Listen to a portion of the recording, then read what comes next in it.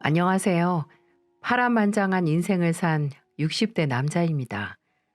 아마 제 인생의 그래프를 그려본다면 선이 아주 요동을 치는 그래프가 완성될 겁니다. 그나마 지금은 행복하고 안정적인 시간을 보내고 있지만 모두 치열하고 우여곡절 많은 과거를 지나왔기에 현재의 소소한 행복이 빛을 보는 거겠죠. 부모가 자식을 건 낳았지 속 낳았나 이런 말 들어보셨나요? 아무리 자식이라도 부모가 자식의 속마음을 다 알 수 없다는 뜻이죠. 겉나은 자식 하나 없이 그저 속으로만 키운 자식이 둘이나 되는 제가 듣기에도 서럽고 서운한 속담입니다. 대체 무슨 소리인가 싶으시죠? 지금 할 말 많은 제 이야기를 풀어보려고 합니다. 저는 20대 후반에 일찍 첫 번째 결혼을 했습니다. 네, 첫 번째 결혼이요. 첫 아내는 결혼하고 6년 만에 음주운전 뺑소니 사고로 세상을 떠났습니다. 정말 내 마음이 무섭다 싶을 정도로 사랑했던 여자였죠. 자나깨나 화물차 운전을 하던 제가 운전하다가 사고 날까봐 항상 노심초사하던 아내는 없던 종교까지 믿으며 제 안전을 위해 기도했습니다. 그런데 그런 아내가 차 사고로 세상을 뜨다니 마치 하늘이 저를 조롱하는 건 아닌지 싶을 정도로 하늘을 원망했어요. 아내는 생전 몸도 약해서 임신만 하면 유산을 했기에 6년이라는 결혼 생활 동안 저희 사이에 자식도 없었어요. 저도 아내의 몸까지 축내면서 자식을 바라지도 않았고 그저 우리 둘만 행복하게 잘 살자라고 서로 다독이면서 살았는데 아내가 떠난 후 세상엔 저 혼자만 남았네요. 아내를 보내고 한동안 정말 제정신도 못 차리고 살았습니다. 못하는 술도 마셔가면서 잊어보려고 애써도 슬픔은 지워지지 않더라고요. 오히려 더 우울해져만 갔죠. 부모님께서 아무리 외동아들 불쌍하다고 걱정을 해도 마음을 다잡을 수가 없었어요.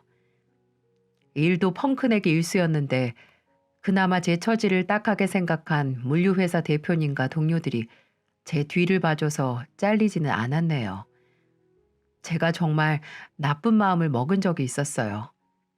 지금은 왜 그런 멍청하고 용서받지 못할 짓을 했을까 자책하지만 그때는 정말 눈 딱 감고 아내를 따라가고 싶었어요. 그래서 제게 남은 재산 중 하나인 화물차에 소주 2병을 먹고 탔습니다. 그리고 시동 켜고 눈 딱 감으려고 했는데 저를 찾아온 친구가 절 발견해서 살았죠. 친구는 제가 하루 종일 연락이 되지 않자 안 그래도 제 상태가 안 좋은 걸 알기에 불안한 마음에 찾아 나섰다고 해요. 그러다가 화물차에서 잠든 절 발견한 거죠. 진짜 그 친구가 아니었으면 어떻게 됐을지 그때 친구가 제게 해준 말이 기억납니다. 야, 이 무식한 자식아. 너 지금 이 난리 친다고 해도 재수 씨가 얼씨구 나오고 너 받아줄 것 같아? 여보, 여보 보고 싶어서 직접 찾아왔어. 이러면 재수 씨가 너 웃으면서 받아줄 것 같냐고. 그 착한 재수 씨도 당장 네 얼굴에 쌍욕 박을 거다. 도저히 다시 살 힘이 안 나서 그런다 나도. 이제 내가 누구 보고 살아? 누구 보고.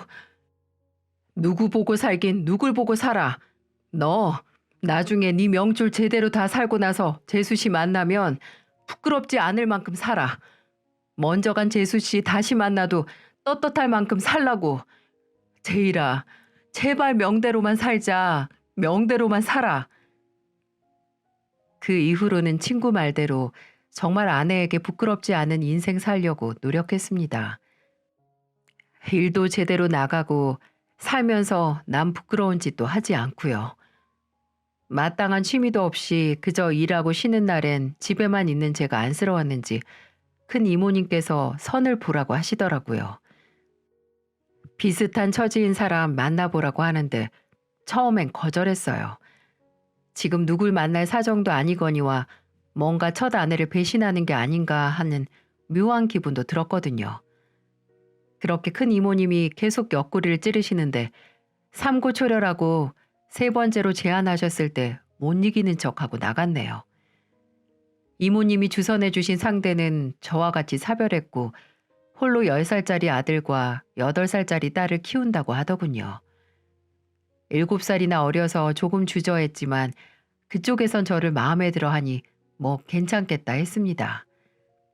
처음 만나는 자리에서 상대방 얼굴을 확인하고 알았어요. 확실히 큰 이모님이 제게 이 사람을 소개시켜 주신 이유가 있었다고요. 그 여자는 첫 아내와 묘하게 분위기가 닮은 사람이었죠. 키도 똑같고 눈썹도 짙고 얼굴이 하얀 게 정말 보자마자 첫 아내 생각이 나더라고요. 그리고 그리운 첫 아내를 떠올리게 하는 사람에게 저절로 마음이 끌렸죠. 하지만 첫 아내를 닮아 끌렸던 것도 잠시 사력 있고 매사에 긍정적인 면에 더욱 반하게 되었습니다. 그렇게 1년을 연애를 하고 재혼을 했네요. 부모님도 그렇고 주변에서는 애가 둘이나 딸려오는데 부담스럽지 않겠냐고 했지만 저에겐 전혀 고민할 만한 거리가 되지 못했어요. 오히려 첫 번째 결혼해서 그렇게 원했지만 포기해야만 했던 자식이 둘이나 생기니 좋았죠. 이제 두 아이의 아빠가 됐으니 정신 바짝 차려서 열심히 살아야겠다는 생각뿐이었어요. 일하던 물류센터에서 전국 단위로 운전하는 화물센터로 이직까지 했죠. 식구가 늘어난 만큼 돈이 더 필요했으니까요. 잠도 줄이고 낮과 밤이 바뀌어 운전을 해도 괜찮았습니다. 그저 새아빠라고 애들에게 소홀히 했다는 말 듣고 싶지도 않았고 자식들이 엄마의 재혼으로 맺어진 관계라고 생각하지 않았으면 했어요. 물론 돈 벌어다 주는 것뿐만 아니라 정서적으로도 아이들과 가까워지기 위해 노력했어요. 아내는 저와의 사이에 아이도 바랐지만 지금 제 아이가 생긴다면 먼저 있는 아들과 딸이 소외감을 느낄지도 모른다고 생각했거든요. 피로 이어지지 않으면 어떤가요? 그저 내 자식이다 하고 사랑과 정성을 다해 키우면 되는 거죠. 하지만 제가 몇 년 동안 제 몸 갈아가며 헌신을 해도 아이들의 마음을 얻는 건 어렵더군요. 각오는 하고 있었지만 이렇게 사람 마음이 타들어갈 줄 몰랐습니다. 초등학생 때도 자잘한 사건 사고를 치고 다니던 아들은 중학교에 들어가자마자 본격적으로 사고를 치기 시작하더군요. 제가 지방으로 운전을 나갔다가 며칠 뒤에 집으로 들어오면 아들이 저지른 사건이 한 다발일 정도였어요. 한 번은 교내 화장실에서 담배를 피우다가 걸려서 난리가 났었고 수련회에 친구 녀석들과 술을 몰래 가지고 들어가서 먹고는 주정까지 부리다가 또 난리가 났었죠. 그때마다 제가 훈계를 해도 도저히 들어먹질 않는 겁니다. 승기야, 지금 네가 술이나 담배 같은 걸 궁금해하고 해보고 싶어 하는 거 알아. 어른들이 하지 말라니까 더 하고 싶겠지. 알면 그냥 하게 해주지. 왜 못하게 하는데요? 그래도 사람은 다 때가 있는 거야, 때가. 학생 때는 뭘 하면 안 되는 때가 있는 거고, 성인이 되면 안 하고 싶어도 할 수밖에 없는 때가 있는 거고, 나는 승기가 나중돼서, 그때 참을 걸, 그때 하지 말 걸, 이렇게 후회하는 걸 원하지 않아. 술이나 담배는 벌써부터 시작하면 좋은 게 하나도 없어. 그리고 네가 지금 하면 안 되는 사회 규칙을 어기면 나중에는 더 큰 규칙도 어길 수 있는 거야. 나는 승기가 지금부터 그걸 배웠으면 좋겠어. 하고 싶어도 하면 안 되는 건 참으면서 지킬 수 있는 거 말이야. 전 후회 같은 거 안 할 건데요. 후회 안 할 거니까 그냥 냅두라고요. 정말 아들하고 대화해 보겠다고 자식 교육 관련된 책을 얼마나 읽었는지.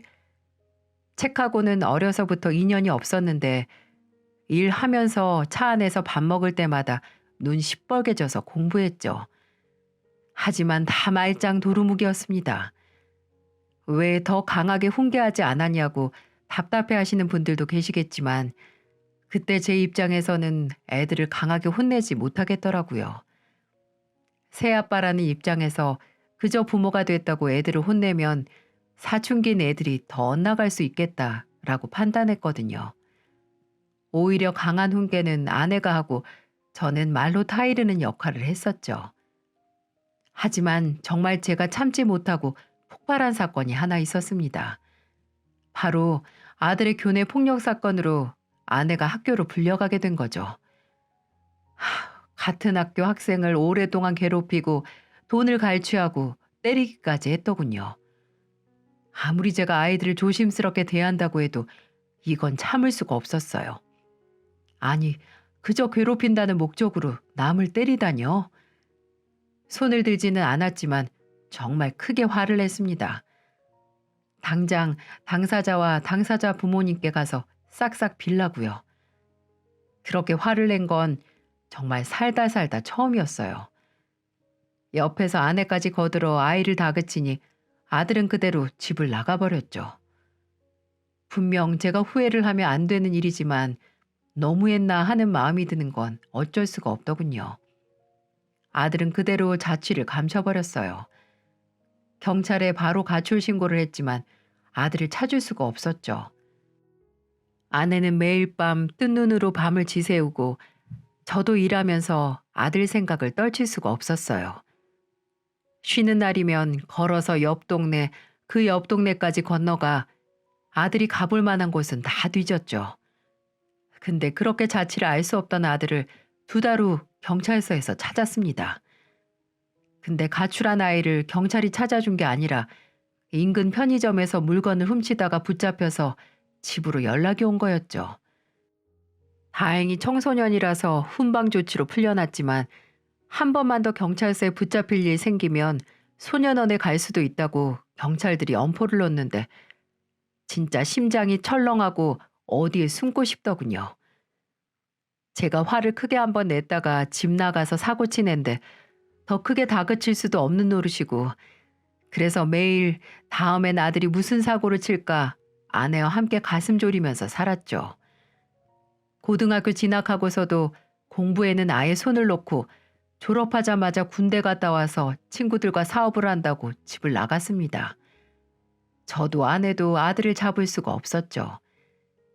그나마 딸은 말도 잘 듣고 공부도 잘해서 학교 다닐 때 걱정 한번 끼친 적이 없었어요. 아들과 다르게 제게 아빠, 아빠라고 부르며 곧잘 따르기도 했고요.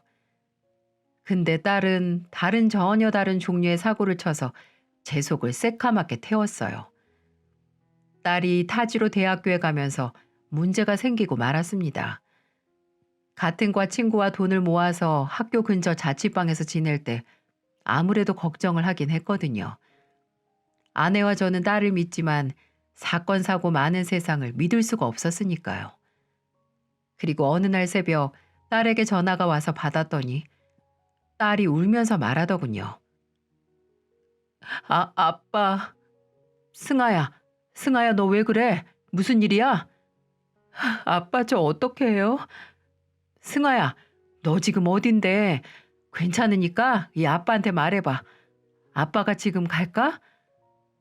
저 임신했어요 아빠. 너무 무서워요. 저 이제 어떻게 해요? 마른 하늘의 날벼락도 이런 날벼락이 없었어요. 제 눈엔 늘 어리고 여리기만 한 딸이 임신이라뇨. 딸은 21살로 대학교 2학년이었고 그때 사귀던 남자친구 사이에서 아이를 갖게 되었는데 남자친구는 딸의 임신 사실을 알고 헤어지자고 했다고 하네요. 알아서 하라고 하면서요. 남의 집 자식이지만 정말 개자식 아닙니까?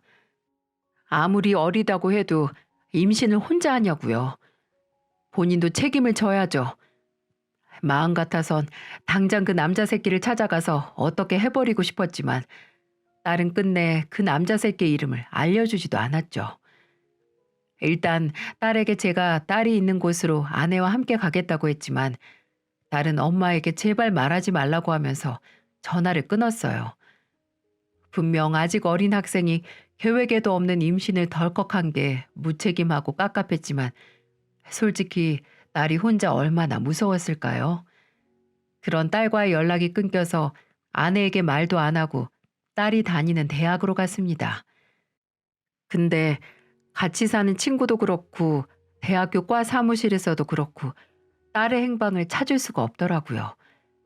일단 딸의 룸메이트에게 제 번호를 남기고 당장 경찰서로 달려갔죠. 제가 정말 살다 살다 그렇게 속을 까맣게 태운 적이 없었을 겁니다. 설마 딸이 나쁜 마음이라도 먹을까봐 실종 신고도 하고 근처에 있는 호수나 한강 같은 물가 근처를 서성이며 딸을 찾았죠. 그리고 일주일 후에 딸을 찾을 수가 있었어요. 딸은 자세한 설명도 하지 않고 그저 뱃속의 아이를 지웠다고 하더라고요. 그래, 네 선택이니 제가 더 말 보태지 않겠지만 수술비는 어떻게 해결했으며 어떻게 아빠한테 그런 폭탄 선언을 하고 없어질 수가 있냐고 혼을 냈네요. 딸은 그저 죄송하다는 말만 했고 저도 마음도 몸도 상처 입은 딸을 더 혼낼 수가 없었습니다.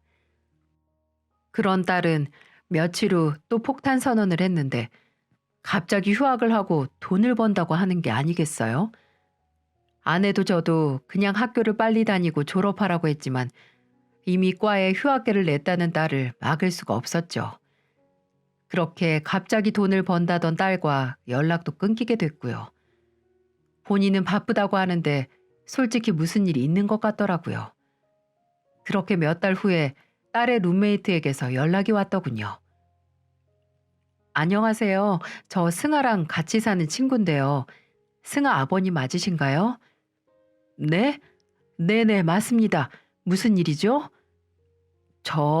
제가 이런 말을 전해도 될지 싶은데 승아가 요즘 좀 이상해서요. 그게 무슨 말이죠? 이상하다는 게 승아한테 무슨 일이 있나요? 저 승아가 학교 휴학하고 일을 한다고 하는데 늘 밤에 나가서 아침 일찍 들어오거든요. 본인 말로는 고깃집에서 일한다고 하는데 고깃집이요? 승아는 분명 사무직으로 일한다고 했는데 그래요. 근데 저한테는 고깃집이라고 했거든요. 근데 고깃집에서 일한다는 애가 옷이 좀 솔직히 말씀드릴게요. 꼭 술집에서 일하는 여자처럼 하고 다녀서요. 예전에 한번 술에 만취가 돼서 들어왔길래 대체 무슨 일 하고 다니는 거냐고 물었거든요. 그때 들어보니까 글쎄 돈 빌린 게 있어서 술 따라주고 돈 번다고 하는 거예요. 정말 충격적이었어요. 같이 사는 룸메이트의 제보로 딸이 어디서 일을 하는지 알게 되었죠. 근데 몇 주 전부터는 집에도 안 들어와요. 본인 말로는 이제 일하는 곳 숙소에서 지낸다고 하는데 계속 걱정이 돼서 부모님은 아셔야 할 것 같아서 이렇게 전화드렸어요. 일단 고마워요. 혹시 승아가 어느 술집에서 일하는지도 알아요? 거기까지 모르겠어요. 죄송해요. 아닙니다. 알려줘서 정말 고마워요. 혹시 승아한테 연락 오면 다시 한번 여기로 연락 한번 부탁해요. 이 일을 어떻게 해야 할지 아직 아내에게 딸이 임신하고 수술했다는 것도 말 못했는데 딸이 어디서 일하는지 숙소가 어딘지 알 도리가 없던 저는 말 그대로 절망하고 말았어요. 딸에게 아예 연락이 안 온 건 아니었습니다. 밤이면 갑자기 전화가 와서 받아보면 술에 취할 대로 취한 딸의 목소리가 들렸죠. 승아니? 승아야, 너 이 자식 대체 어디 있는 거야? 아빠? 아빠. 아빠 저는 아빠가 이 세상에서 제일 좋아요. 그래, 알겠으니까 제발 너 어디 있는지만 알려주렴. 아빠가 안 찾아갈 테니까 어디서 지내고 있는지만 좀 알자. 아빠, 저는 아빠가 제 진짜 아빠가 아니라고 해도 누가 뭐라고 해도 아빠가 제일 좋아요. 내가 지금은 아빠도 엄마도 볼 용기가 없어서 그래요. 나중에, 나중에 제가 떳떳해지면 그때 아빠랑 엄마랑 만나러 갈게요. 그때까지 걱정 말고 기다려주세요. 아빠, 사랑해요. 야, 승아야, 승아야. 딸에게 오는 연락은 매번 이런 식이었어요. 전화 아내가 먼저 하면 받지도 않고 그저 술의 힘을 빌려서 전화 아내에게 전화를 했죠. 그저 기다리는 입장에서는 정말 미치고 환장할 노릇이었어요. 일단 본인이 걱정 말라고 하니 그걸 위안 삼아서 기다려 보기로 했네요. 그렇게 한동안 아내와 저 둘만 서로 의지하면서 살았습니다. 그런데 화는 홀로 다니지 않는다고 하나요? 간과 쓸개 모두 내놓아 키운 자식들 소식이 뚝 끊기자 이제 아내에게 나쁜 일이 생기고야 말았습니다. 이래저래 정신이 없어서 아내 건강에 제가 너무 무심했던 거죠. 아내는 암 판정을 받고 말았습니다. 림프종 혈액암 4기 판정을 받고 저와 아내는 좌절했어요.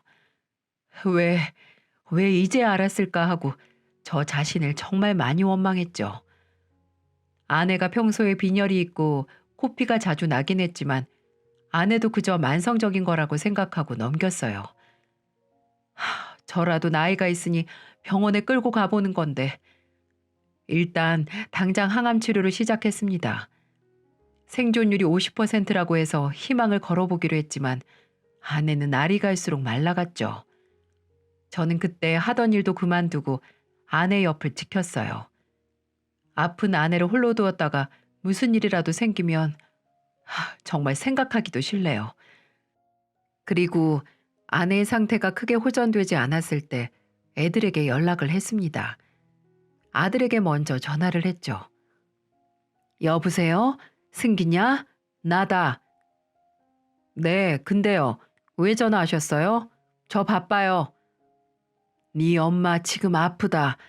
병원 주소 문자로 보낼 테니까 시간 내서 들러라. 아, 난 또 뭐라고. 뭐 엄마도 나이가 들었을 테니까 어디 하나 아픈 건 당연하죠. 뭐 그런 걸로 사람을 오라가라 해요? 야, 이놈의 자식아. 네 엄마 암이야, 암. 자식이 돼가지고 엄마가 아픈데 얼굴 한번 비춰야 하는 거 아니야? 걱정도 안 돼? 제 코가 석자인데 누가 누굴 걱정해요? 아, 지금 나 혼자 벌어먹고 살기도 힘들다고요. 앞으로 별것도 아닌 걸로 연락하지 마세요. 귀찮으니까. 그래. 기대한 내가 등신이다. 내가 등신이야. 자식이라는 놈이 지 애미가 아프다고 해도 그저 지 먹고 살 것만 걱정하는구나.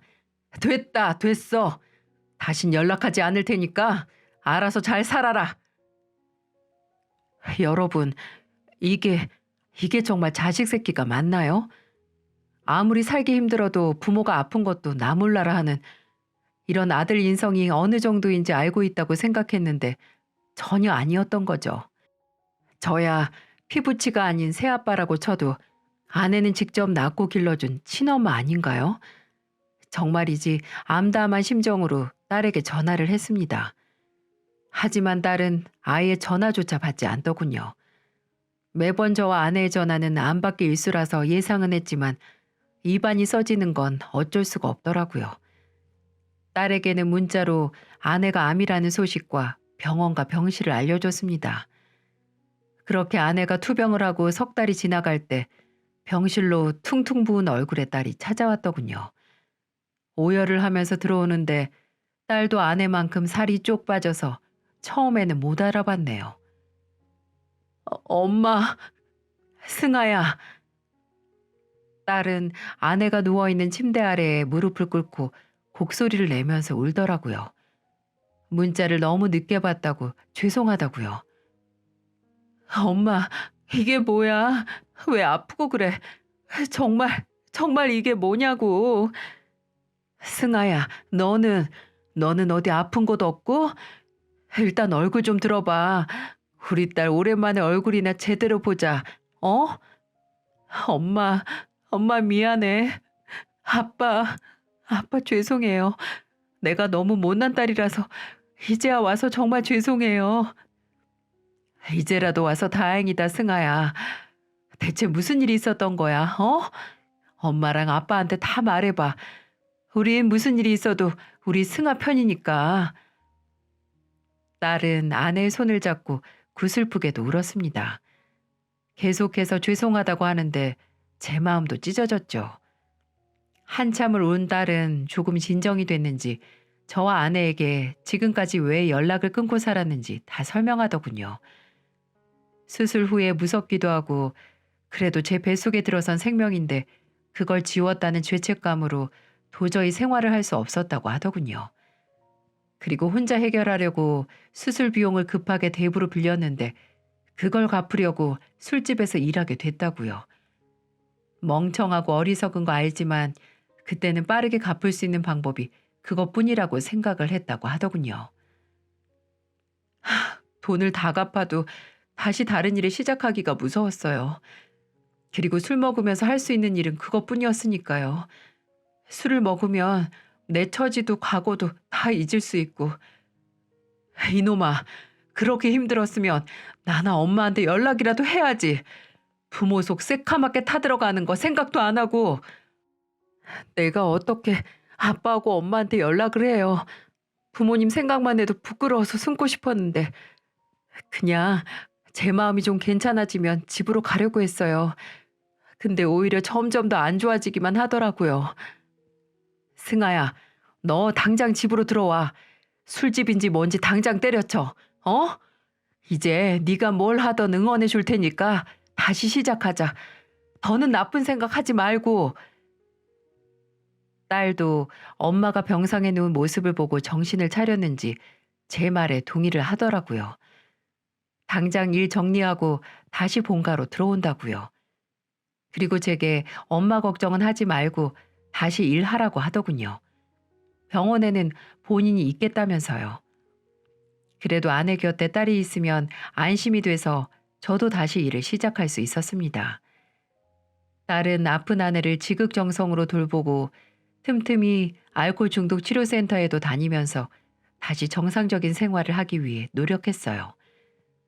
이제야 가족이 다시 모이게 돼서 한시름 덜었는데 아내는 투병 생활 1년 만에 안타깝게도 세상을 떠나게 됐습니다.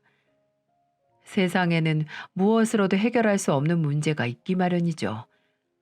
항암 치료가 효과가 없어서 골수 이식까지 받았는데 딸도 저도 아내를 얼음의 잉어처럼 돌보고 응원했지만 아내는 먼저 저희 곁을 떠나버렸습니다.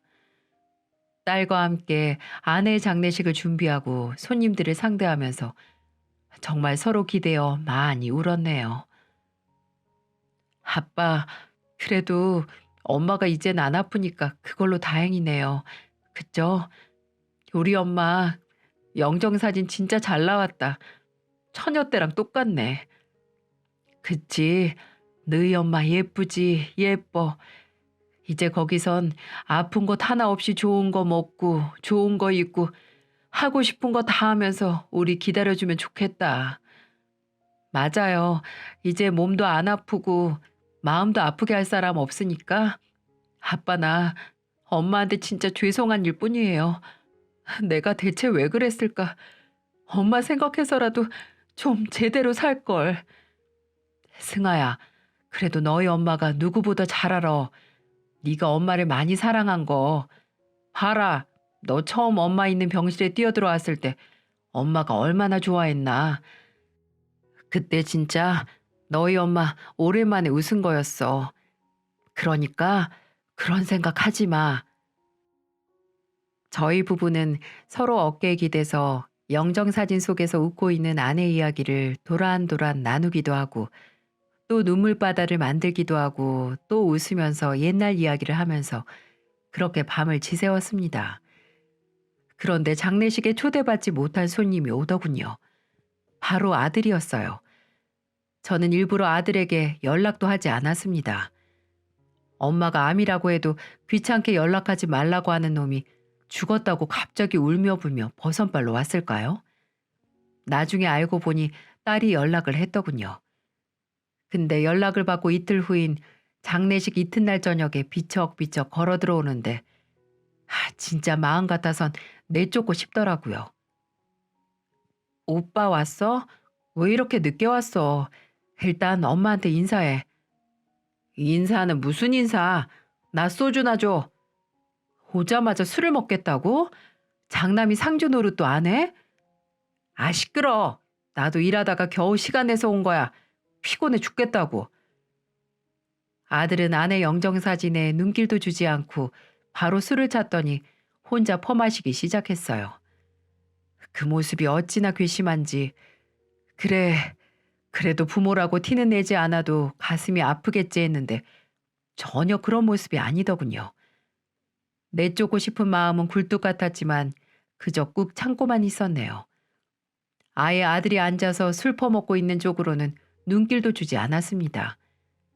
근데 몇 병을 마신 건지 얼굴이 벌겋게 오른 아들이 뒤로 오더니 갑자기 불러내는 게 아니겠어요? 잠깐 이야기 좀 하자고요. 왜? 네가 나한테 무슨 할 말이 있다고 이렇게 부르는 거냐? 엄마 돌아가시기 전에 뭐 안보험은 들어놨어요? 뭐? 너 그거 궁금해서 불렀냐? 어? 아니 이게 뭐 말 못할 거라도 되나요? 드러났냐고요? 안 드러났냐고요? 설마 쥐뿔 아무것도 안 들고 그냥 멍청하게 있는 건 아니죠? 그게 지금 너랑 무슨 상관이냐고 이 자식아? 왜 상관이 없어요? 저도 당연히 엄마 자식인데 다 제 권리라고요. 피도 이어지지 않고 그저 재혼한 남자인 당신보다 내가 엄마랑 더 가까운 사이인 거 아닌가요? 그럼 엄마 재산은요. 내가 알기로는 외할아버지가 남긴 게 꽤 된다고 하던데. 설마 보험금도 재산도 몽땅 혼자 먹으려고 한 건 아니겠죠? 넌 네 엄마 보내주는 날 돈 얘기를 하고 싶냐? 이 경우 없는 놈아. 그리고 네 놈이 권리가 있긴 무슨 권리가 있어? 평생 엄마한테 한 일이라곤 사고치고 고생시킨 것뿐인 놈이 뭐 대단한 권리가 있다고 뻐겨? 내가 살다가 너처럼 막대 먹은 놈은 처음 본다. 돈귀신이 붙은 건지 그저 돈. 어디서 빌어먹다 왔는지 정말 예전보다 더 가관이구나. 가관이야. 너 당장 나가. 내 아내 장례식장에서 나가라고 이 자식아. 아들, 아니 그놈의 껄렁껄렁한 태도와 그저 돈 타령만 하는 거에 더 이상은 참을 수가 없어서 재수없는 쌍판에 손을 올리고 말았습니다. 제 고함 소리에 놀란 사람들이 장례식장에서 나와서 다 말렸지만 정말 그때 눈에 뵈는 게 없더라고요. 딸도 경악에 차서 저를 말리고 제 친구들과 회사 동료들도 저를 얼싸안고 말렸습니다. 너 이 빌어먹을 놈, 앞으로 다시는 찾아오지 마라. 그 빌어먹을 얼굴 2번 다시 내 눈앞에 띄지 말라고. 네가 그렇게 원하는 보험금 네 엄마 목숨가 네 목 떼어줄 테니까 그 돈 먹고 어디서 조용히 죽치고 살아. 네 몫이라고 해도 오히려 네 엄마나 나나 너한테 오히려 돈을 받아야 하는 입장이지만 불쌍한 놈 구해준다 생각하고 눈 딱 감고 베풀 테니까 그거 먹고 떨어지라고. 알아들어? 네 엄마 목숨값으로 어디 잘 먹고 잘 살아봐라. 그렇게 아내가 남기고 간 보험금의 일부로 아들과의 연을 끊었습니다. 괜히 아내의 돈을 이용한 것 같아 마음이 불편하기도 하고 나쁜 인연을 끊어냈다고 생각하니 후련하기도 하더라고요. 또 기른정 하나 믿고 바라본 아들과 이런 결말을 맞이했다는 거에 씁쓸하기도 했죠. 아들에게 보험금을 보내면서 딸에게도 주려고 했습니다. 그래도 제가 가지고 있는 것보다는 자식인 딸에게 주는 게 맞다고 생각했거든요. 근데 딸은 끝까지 거절하더군요. 아빠, 나 이 돈 못 받아요. 내가 무슨 염치로 받아. 엄마 옆에서 엄마 간병한 것도 몇 개월뿐이고 딸이면 할 당연한 도리 한 거예요. 그리고 내가 엄마한테 갚아야 할 게 한두 가지예요. 다 어렸을 때 엄마 마음고생 시킨 거 갚은 거지. 나 이 돈 받으면 나중에 엄마 얼굴 못 봐. 이건 아빠가 가지고 있어요. 나 이 돈 없어도 돼. 네가 지금 무슨 돈이 있다고. 일도 오래 쉰 애가 이 돈이라도 수중에 있어야 마음 편히 일을 구하고 뭘 배우든가 하지. 아빠, 나 동네에 있는 마트에 취직했어. 삼거리에 있는 큰 마트 알죠? 거기 캐셔로요. 다음 주부터 나가요. 나 이제 진짜 열심히 살 거야. 그러니까 아빠 걱정 말아요. 어? 딸은 그동안 마음고생 시킨 거 다 보상할 거라면서 제게 걱정하지 말라고 하더군요. 앞으로 둘이서 행복하게 살자고요. 첫 번째 아내도 떠나고 2번째 아내도 떠나보낸 저는 이제 정말 어디 한 곳에 정착도 하지 않고 그저 죽지 못해서 살아가겠구나 했거든요. 근데 이제 예쁜 딸 하나 보고 살기로 했습니다. 그렇게 2년이라는 시간이 지나갔어요. 딸은 마트 캐셔로 일하면서 돈을 모아 쉬고 있던 대학에 복학도 해서 졸업도 했죠. 물론 대학 다니는 동안 떨어져서 살았지만 주말마다 꼭 본가로 와서 저를 보고 가곤 했습니다. 알코올 치료도 잘 끝내서 이제 술이라면 질색을 해요. 딸의 졸업식 날 딸은 제게 받은 꽃다발을 안겨주고 쓰고 있던 학사물을 제게 씌워주더니 앞으로 정말 효도하겠다고 약속을 했죠. 저도 이제 장시간 운전을 하면 허리가 아파서 오래 일을 못했거든요. 딸이 그걸 알고 아빠 은퇴하면 본인이 책임진다고 엄포를 뒀죠. 전 그 말만으로도 그저 행복했습니다. 마냥 좋은 일이 있는 건 아니었어요. 제가 정말 생전 처음 듣는 불치병에 걸리고 만 거죠. 윌슨 병이라는데 드문 유전병이라고 하네요. 대개 젊었을 때 증상이 나타나는데 저는 50이 넘어서야 알게 된 겁니다. 운전하다가 손이라도 마비됐으면 어떻게 됐을까 생각만 해도 끔찍하네요.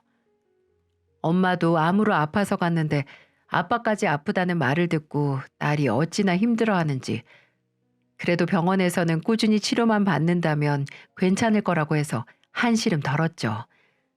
그래도 절대 안정이 우선이라서 잠시 일을 쉬게 됐습니다. 딸이 자취방에 짐을 챙긴다고 본가를 비운 날, 그날 이상하게 기분이 좋지 않더라고요.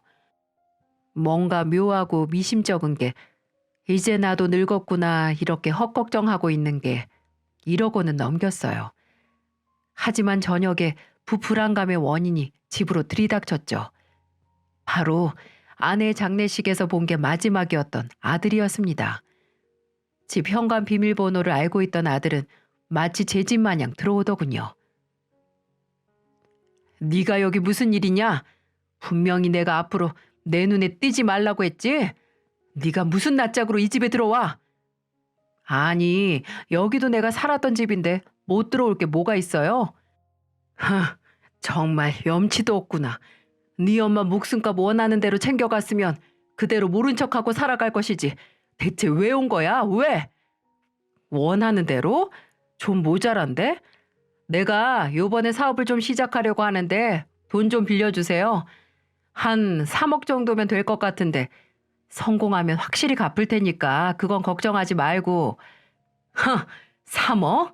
일 없다 이 자식아. 너 같은 놈이 하는 사업이 제대로 된 사업일 리가 없지. 3억은 고사하고 10원 땡전 한 푼도 네 비루한 사업 자금에 보탤 생각 없으니까 딴 데 가서 알아봐라. 어? 진짜 이런 식으로 나올 거예요? 야 이놈아, 지금 내 몸 상태가 어떤 줄 아냐? 너 장기에 구리가 쌓여서 하마터면 손도 못 쓰고 말도 못할 뻔했는데 그거 치료하고 있는 사람한테 득달같이 달려와서 뭐? 돈을 내놓으라고? 아, 뭔데요 또? 어디가 아픈데? 지금 나이에 몸 안 아픈 게 이상한 거라니까? 뭐 불치병이라도 걸린 거예요? 그래, 유전병이라고 하더라. 그러니까 아픈 나 좀 그만 못 살게 굴어. 어? 유전병? 나랑 피 안 섞여서 천만다행이네. 천만다행이야. 너 그게 지금 내 앞에서 웃으면서 할 소리냐? 어? 그게 할 소리야? 너 같은 놈하고 더는 말하고 싶지도 않다. 줄 돈 없으니까 썩 꺼져. 아, 진짜 너무하시네. 언제는 재혼한 새아빠라도 진짜 자식처럼 품는다면서요. 그래, 다 가식이었겠지. 분명 내가 친자식이었으면 군말 않고 빌려줬을 돈 남의 자식이라고 모르는 척하는 거 아니야? 이 말은 똑바로 해. 새아빠라고 나 부모 취급도 안 한 건 네 놈이었어. 진짜 염치가 없어도 이 정도일 줄 몰랐다. 너 대가리가 온전하게 붙어있으면 생각이라는 걸 해봐라. 내가 널 어떻게 키웠나? 네가 집 나가기 전까지 입고 먹고 살고 한 그 돈 다 내 주머니에서 나온 거야. 내 자식이니까 내 돈으로 키운다는 생각 하나로. 근데 너 한 번이라도 나한테 제대로 된 아들 노릇 한 적 있냐? 어? 있냐고? 아, 이래저래 시끄럽네 진짜. 그렇게 나한테 아버지 취급받고 싶었어요? 어? 아유, 아버지라고 모셔줄 테니까 일단 있는 돈 좀 내놔봐요. 그럼 원 없이 아버지 취급해줄 테니까. 일 없어 이놈아. 당장 내 집에서 나가. 아이, 늙은이 진짜 말 안 통하네. 없는 돈을 찾아서 집안을 뒤지려는 아들을 제지하자 아들은 기어코 난리를 부리더니 거실에 있는 TV를 부숴버렸습니다. 그때 처음으로 장성한 아들에게서 공포를 느꼈죠. 60이 넘은 제가 아직 한창 때인 아들을 힘으로 이길 수가 없을 테니까요. TV를 부순 게 성에 안 찼는지 아들은 후회할 거라고는 경고를 남긴 채 나갔습니다. 거실 한가운데 넘어져 깨진 TV를 보면서 언젠가 저 TV처럼 아들 손에 내 머리가 깨질 수도 있겠다라는 소름 끼치는 생각까지 들더라고요. 집에 돌아온 딸이 거실에 주저앉아 있는 절 발견하고 놀래서 자초지종을 물었어요. 딸은 당장 경찰에 신고하자고 했지만 어디서 사는지도 모르는 놈 신고해서 뭐 하나요? 일단 집 현관문 비밀번호부터 바꿨네요. 딸은 또 아들이 찾아오면 어떻게 하냐고 불안하다고 했지만 그렇다고 일하고 있는 딸이 제 옆에 붙어 있을 수도 없는 노릇이었어요. 딸은 대학을 졸업하고 다시 본가로 와서 예전에 일하던 마트에서 아르바이트를 하고 있었거든요. 저도 좀 불안하긴 했지만 애써 걱정 말라고 딸을 다독였어요. 그리고 며칠 뒤에 사건이 터지고 말았죠. 딸이 주말에 출근하고 저는 아침에 산책 겸 운동으로 동네를 한 바퀴 돌고 집으로 들어오는 길이었어요. 그런데 인적이 없는 골목을 지나갈 때 제 옆으로 봉고차 한 대가 서는 게 아니겠어요? 이런 다 늙은 아저씨를 누가 납치한다는 생각은 전혀 못하고 그저 옆을 지나가는데 봉고차에서 아들이 나와 제 앞을 막더군요. 너? 네가 왜? 야, 빨리 태워. 나 당장 놓으라고. 아들은 처음 보는 남자 한 명과 저를 제 앞에 억지로 봉고차로 밀어 넣었습니다. 그리고 소리를 못 지르게 수건으로 제 입을 막았죠. 저를 제압한 남자는 아들 또래로 보였는데 우락부락한 인상에 힘도 세서 제가 당해낼 재간이 없었죠. 그렇게 몇 분을 달려 허름한 공터로 저를 끌고 갔습니다. 그곳은 재개발을 진행하는 도중에 멈춰서 사람이 없기로 유명한 곳이었어요. 그런 곳으로 저를 끌고 오다니 정말 아들이 내 장기라도 뜯어서 팔려나 이런 끔찍한 생각까지 들었죠. 제 팔뚝을 잡아 봉고 차 밖으로 꺼낸 아들은 옆에 있는 남자에게 지시했어요. 야, 뒤져. 다 꺼내. 뭘 꺼내라는 거야. 놓으라고. 남자는 제 재킷을 뒤져 지갑과 핸드폰을 몽땅 꺼냈습니다. 정말 다 털린 저는 허망하게 아들에게 말했죠. 야, 승기야. 너 지금 뭐 하는 짓이야 대체? 시끄럽고. 비밀번호나 대요. 비밀번호. 아들은 제 지갑에 있는 신용카드를 꺼내 제 앞에 들고 흔들었습니다. 그리고 핸드폰까지 들이밀며 말했죠. 핸드폰에 폰뱅킹 있죠? 내가 부르는 계좌로 지금 은행에 있는 돈 다 이체해요. 네? 좋은 말 할 때 빨리. 승기야, 너 정말 제발 이러지 말자. 이렇게까지 해야겠니? 너 하늘에 있는 네 엄마 보기 부끄럽지도 않아? 그럼 당신은 아버지가 돼서 아들한테 이 정도도 못 해줘요? 그래도 어릴 적부터 본 애가 사람을 협박해 돈을 갈취하는 인간으로 자라다니 가슴 속에서 뭐 하나가 와르르 무너지는 느낌이었어요. 경악스럽고 또 서러워져서 오열을 했네요. 어쩌다가 이렇게 된 거냐, 너 정말 어쩌다가 이 지경까지 돼서 그래. 진짜 되게 송각이 하네. 야, 굴려. 말로 해선 안 되겠네. 이렇게 남의 자식 데려다 키우다가 그 자식 손에 맞겠구나 했을 때 그 순간 저와 아들 일당이 있던 공터로 경찰이 들이닥쳤습니다. 뭐야, 짭새가 왜? 야야야, 튀어, 튀어! 잡아, 잡아, 수갑 채워! 경찰 3명이 들이닥쳐 아들과 그 공범을 순식간에 제압했어요. 이게 무슨 일이지? 경찰이 어떻게 여기까지 온 거지 하고 저도 어리둥절했습니다. 근데 그때 아들에게 수갑을 채워 경찰차로 연행하는 모습 뒤로 딸아이가 보이더군요. 눈물이 그렁그렁해서 딸은 제게 달려와 안겼습니다. 아빠 이제 다 끝났어요, 아빠. 다 끝났어. 걱정하지 말아요. 승아야, 이게 어떻게, 네가 어떻게 알고 왔어? 쉬는 시간에 아빠 보려고 잠깐 집으로 가는데 누가 아빠를 봉고차로 태우잖아요. 내가 얼마나 놀랐는지 아세요? 근데 그게 우리 오빠라니. 그래서 그 자리에서 경찰에 신고해서 같이 왔어요. 아빠, 어디 다친 데는 없어요? 어? 혹시나 혼자 있는 제게 또 무슨 일이 있을까 해서 제 퇴근 시간에 맞춰 집으로 오던 딸이 저를 보게 된 거죠. 정말 딸이 제 목숨을 구했습니다. 만일 원하던 돈을 제게서 얻지 못했다면 아들이 더 끔찍한 짓을 할 수 있었을 테니까요. 아들은 그대로 경찰서에 연행되었습니다. 몰랐는데 딸이 경찰서에 가서 알아본 결과 아들은 이전에도 폭행죄, 사기죄로 이미 너덜너덜한 전과를 가지고 있었더군요. 이력이 이력인지라 아들은 납치 미수, 공갈 협박 혐의로 징역 5년의 형을 판결받았습니다. 정말이지 처절하고 구질구질한 결말이죠. 딸은 5년도 짧다며 만일 오빠가 출소해서 또 허튼 짓 하면 어떻게 하냐고 제게 이사를 제안하더라고요. 저만 좋다면 아들이 못 찾을 지방으로 가서 둘이 함께 살자고요. 저도 더 이상 그놈과 얼굴 한번 마주치고 싶지도 않고 새로운 곳에서 새 출발을 하고 싶었어요. 그래서 딸과 둘이 지방으로 내려와 정착했죠. 딸의 온갖 식이요법과 병원도 꾸준히 다녀서 제 몸도 많이 호전이 됐습니다. 그 덕에 마을버스 운전수로 취직해서 일하고 있고요. 딸도 대학 졸업장이 부끄럽지 않게 작은 중소기업에 일을 시작했고요.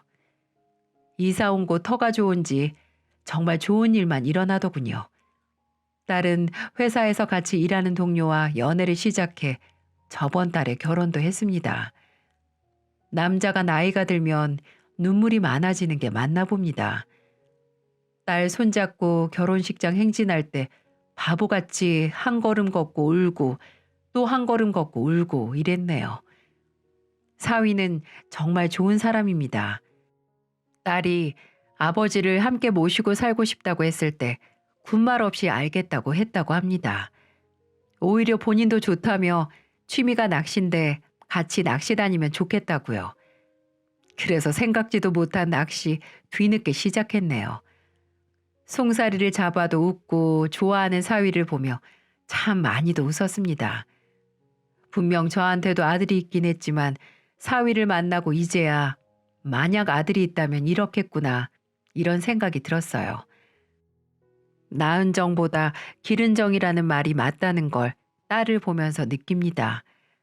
저 아픈 것도 모두 딸이 옆에서 살펴준 덕분에 많이 나아졌네요. 물론 예전에는 제 마음을 아프게도 했지만 딸이 저를 살렸습니다. 제가 살아야 할 이유를 주고 또 병에서부터도 나을 수 있게 도와줬죠. 우여곡절이 많았지만 끝까지 딸을 포기하지 않았기에 이런 복을 말년에라도 받나 싶네요. 앞으로 딸의 인생에 늘 행운만이 있길 바랍니다. 사랑한다, 승아야. 아빠는 우리 승아 덕분에 살아. 저의 길고 파란만장한 이야기 들어주셔서 감사합니다. 여러분의 인생에도 늘 행운만이 따르기를 바랍니다. 감사합니다.